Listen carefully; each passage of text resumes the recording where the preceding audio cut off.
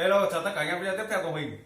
Thì ngày hôm nay đấy thì trong thời gian qua mình thấy ở trong cái comment video của mình ấy, thì mình thấy khá nhiều anh em hỏi mình cấu tạo pháo tứ kết như nào, hay là cấu tạo pháo hoa như nào ấy. Mình cũng thấy khá nhiều anh em muốn đề xuất mình làm cái video về cấu tạo pháo ấy. Thì hôm nay mình quyết định làm cái clip này ấy, thì để giải quyết mọi thắc mắc của những anh em hỏi cấu tạo như nào. Thì ở đây thì mình đã chuẩn bị bao loại pháo rồi. Đây là cái pháo hoa anh em nhé. Đây. Còn đây pháo dốc két, đấy, nguyên một cây pháo dốc két đây, loại này cũng là loại nhỡ. Còn đây pháo tép. Đấy thì giờ mình sẽ quay review chi tiết cho anh em xem bên trong người ta thiết kế như nào, hay là có những cái gì thì mình sẽ quay cho anh em xem nhé. Thì giờ mình sẽ mổ ba cái con này ra và review cho anh em xem bên trong là cái gì nhé. Thì mình có chuẩn bị thêm một cái kéo và một cái tô vít để trong quá trình mình cạnh nó ra nó dễ dàng hơn. Thì đầu tiên đây nhá, cái này mình đáy cạnh bên này, đây là pháo tép, đây em nhìn pháo tép, đây là ngoài này. Đó, giờ mình sẽ cắt ra nhé cho anh em xem này. Chắc là khả năng cái này cậy được thì review cho anh em. Đây, đầu tiên này, cái đít này nó quấn khá là nhẹ thôi. Trước mình quấn pháo ấy, cho anh em xem ấy, nó rất là mình dính keo hay rất chắc, nhưng đây khá là nhẹ này. Đây chắc là thuốc hay sao rồi này. Rồi cái đầu thì khá rắn này. Đây anh em nhìn này, cái ngòi đây nhá, chắc đây cái không biết cái chất gì mà trắng trắng này, rắn đe rất là dày luôn nhá. Đây rắn lắm. Đây này, đây em nhìn rõ không nhỉ, khá là rắn này. Xong cái ngòi, ôi đây như khả năng cái đầu này không nổ được nhá. Đây ngoài chạy xèo vào ra đây, xong cái đen đen này chạy vào cái đen đen này, đây là thuốc nổ này. Đấy, một quả pháo tép của người ta chế khá đơn giản thôi. Đây bên ngoài đỏ này, đít chẳng rắn gì. Trước mình làm cái video kia anh em xem ấy, đít mình phải dính 52 rất là chắc, của đầu mình thế. Đây đầu rắn xong đi vào thuốc nổ luôn. Thế xong nhá, đây là cấu tạo pháo tép, nó chỉ đơn giản đây thôi nhá.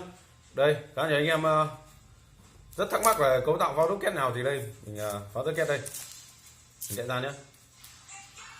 Thì nói cho anh em hiểu hơn nhá, thì cái que này đây thì người ta dính đây để khi mình đốt đi, mình sẽ cắm cái que xuống đất, cắm vào đất thì khi cắm này kiểu như là để cho nó đứng thì mình đốt đây, nó bay lên trời được ấy. Đấy thì đây bằng nhựa này, pháo đúc két này toàn bằng nhựa không, ở ngoài đây. Đấy, không biết có cắt hay không, mình thử cắt xem mà chắc lắm anh em ạ. Đây thôi mình rút ra được ở ngoài này, anh em mình rút ra này. Đấy chế như cái móc này, có thế này thôi ấy. Sao? Chắc lắm, chắc lắm anh em ạ. Ui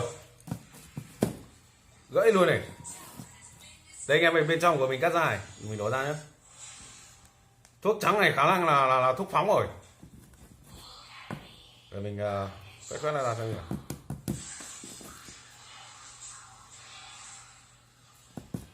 Ôi, toàn thuốc phóng rồi để mình cậy ra nhé. Chắc thế nhỉ. Quả pháo này có vẻ là thiết kế có là kỹ xảo hơn là cái quả pháo tép này. Ôi, chắc quá. Đây mình lấy tô vít mình quay cho nó. Đấy, thuốc trắng này là khả năng là thuốc phóng rồi. Chưa thấy thuốc đen, đây anh em này. Đấy, bây giờ đó anh em ơi. Đây đầu tiên là thuốc trắng thì mình đoán đây là một là thuốc phóng, nhưng mình nghĩ khả năng không phải. Mình xin lỗi anh em lúc vừa mình nói thuốc phóng nhá, thì mình nghĩ lại đây cái trắng này này, thì cái khả năng cái thuốc trắng này có nghĩa là bắt đầu dây ngoài cháy vào có thuốc cái trắng này, kiểu như để làm cái đỡ anh em, cái chất rắn như cái này để bịt kín này, bịt kín quả pháo này. Thì tiếp theo này, cái màu hồng này cái, anh em nhìn đâu nhỉ, cái hồng này thì là thuốc phóng, và đến cái đen này là thuốc nổ. Còn mấy cái hạt nhỏ này anh em, hạt rất là li ti anh em nhìn nhá, đây hạt li ti này. Đấy hai hạt này nhiều lắm. Cái hạt này thì mình nói luôn cho anh em, đây là hạt start nhé. Hạt này là có cái tác dụng là có nghĩa là khi quả pháo nổ ấy, nó cháy thì nó sẽ tạo ra ánh sáng các loại màu xanh đỏ tím vàng ấy. Đó Thì đấy, đây là mình review cho anh em, đây là cấu tạo của pháo rocket nhé. Thì tiếp theo đây là pháo giàn, pháo hoa. Đấy thì như em nhìn tổng quan của quả pháo thì nó to hơn con cái mình một chút, và cái đít nó bằng đất, khá là rắn.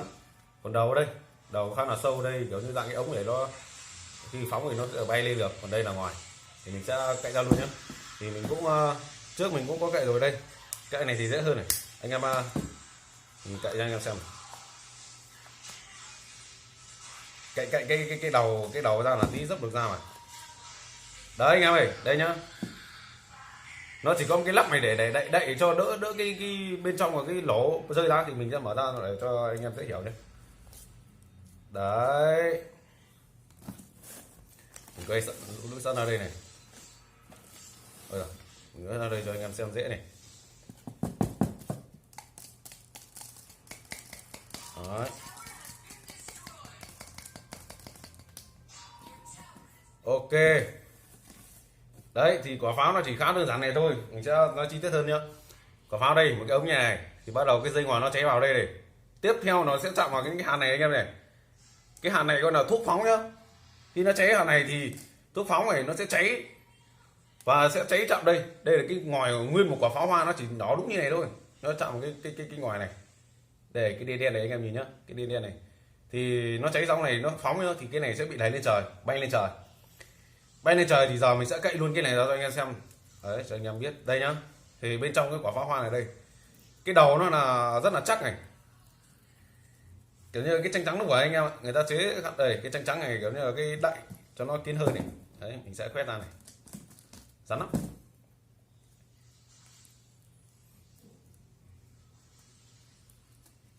Ui, rắn quá, rắn lắm anh em ạ. Đó hết móng tay này. Đấy, mình chạy ra.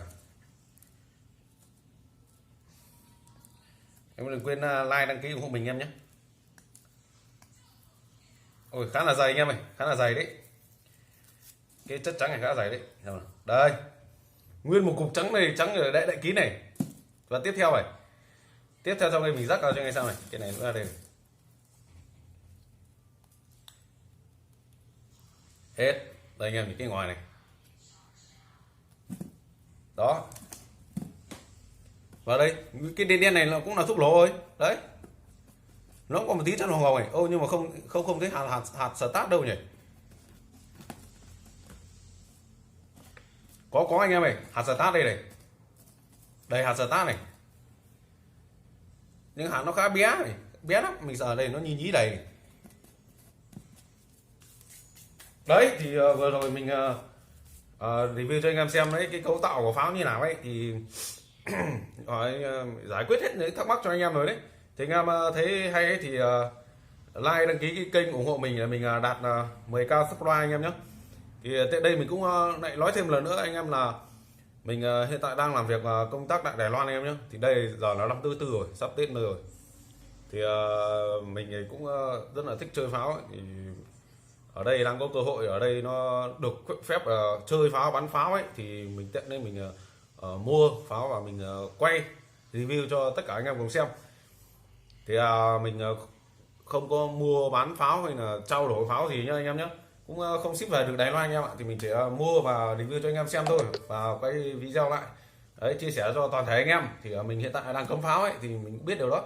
Thế bên đây thế mới được cơ hội đó thì mình tự quay cho anh em, mình không muốn báo nữa. Mong tất cả anh em thông cảm.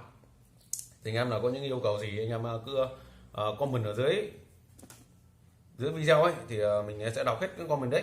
Thì có những cái video nào có những cái comment bình luận nào ấy mà mình có thể trong khả năng của mình có thể làm được ấy, thì mình sẽ cố hết sức để quay video đấy, thực hiện theo tất cả yêu cầu của anh em. Thì video của mình đến đây là xin hết anh em nhé. Cảm ơn tất cả anh em đã theo dõi mình.